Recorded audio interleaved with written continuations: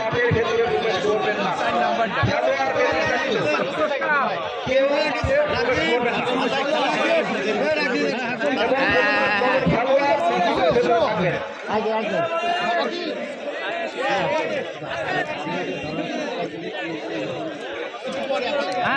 আসলে কেউ যে ফেরে না খালি হাতে খাবার খাজা বাবার দরবার থেকে তার প্রভাব কিন্তু আমরা এই মুহূর্তে পেয়েছি। 50 টাকা বিনিময়ে যে লটারি কেটে চেয়ারে বসেছিলেন খেলার প্রভাব অধ্যয়নের জন্য নিয়ে চলে গেলেন হাতে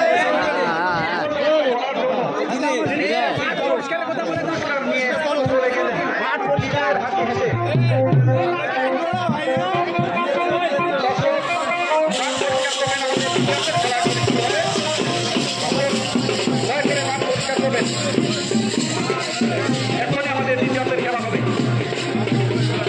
আসলে ধন্যবাদ জানাতে হয় সেইসব মানুষদের প্রতি খেলা